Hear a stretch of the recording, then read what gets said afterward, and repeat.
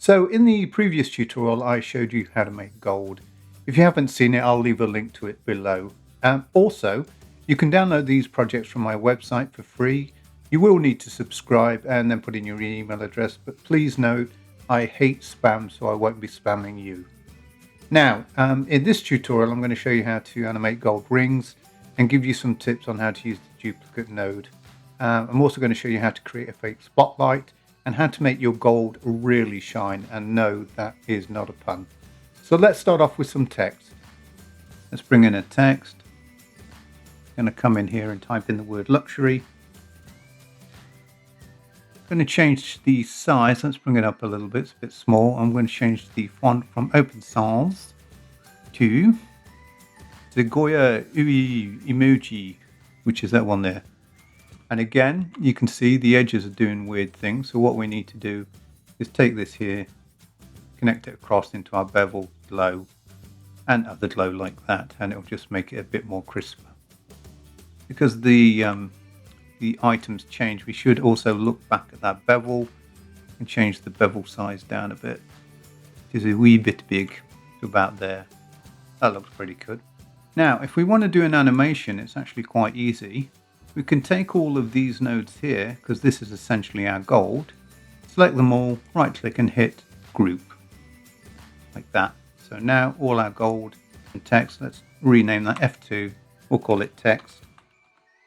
Now what we can do is we can copy that one, bring it over here, blank space, paste. And we can take this, connect it across like that. We're going to change the name of this to ring, F2. Do that. So we're going to double click on this. We're going to delete that text out, and we're going to bring our ellipse in, which it doesn't want to do. Why do you not want to come in? Let's do this. Cut. Go in here. Paste. There we are. Connect that across like that, and same again across on the bevel. Glow. Other glow. Now we can animate the ring. Let's just move the text down a little bit. I'm going to click on the text, come across to the right hand side. Third one in says transform. Just click on that, and then you've got your X and Y values here, so you can actually move that down like so. Actually, we should resize it. It's looking a bit too big for me, so let's just go to the size on the first one and just take that down a little bit. About there, that should do. Right, let's animate our ring. So coming back here, double click on the ring. We're going to go to frame 0. Make sure you've got the ellipse selected.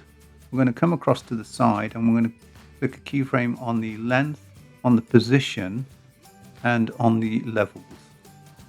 Now, when I move the length all the way down to 0, watch what happens. Even though the length is at 0, we still get this dot just here. And how you get round that is, I've clicked a dot on the levels, and that's basically the fade capacity. So if I come forward, say 5 frames, create another keyframe here, go back using this arrow and change that to 0, it will now fade into that point.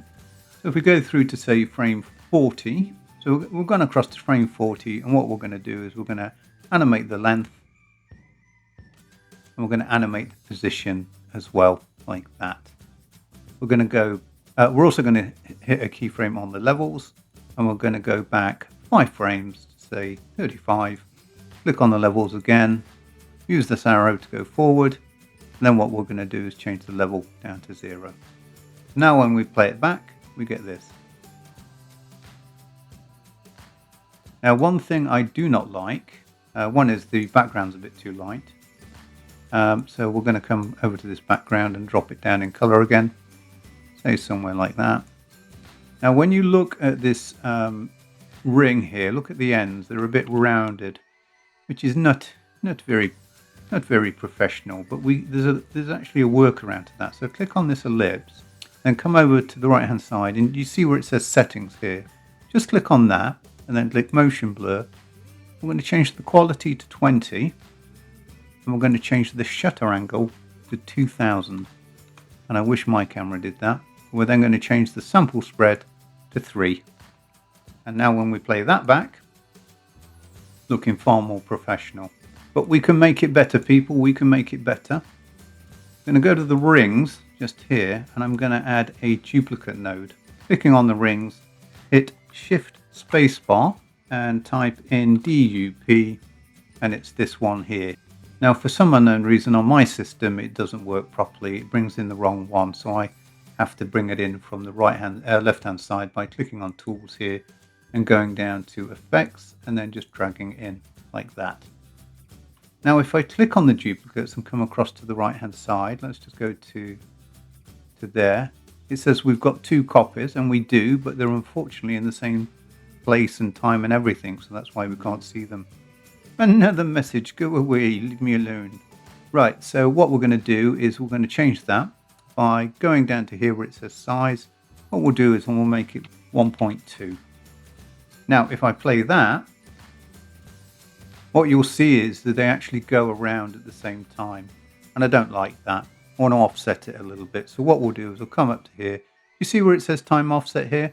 Just go there and type in, say, 6. And let's see what that does. We can now up that rate. Let's change the copies to, say, 4 and see what that looks like. Oh yeah, very cool. We're nearly finished, guys. Right. What we need to do now is to really set it up. And yes, we're going to bring in another background. So we'll bring in this background here. I'm going to take this and connect it across like so. Clicking on this background, we're going to hit F2 and we're going to call it light. Now the color of it is black, and that's perfectly fine. Clicking on the light, we're going to come up to B-spline just here and add a B-spline mask to it.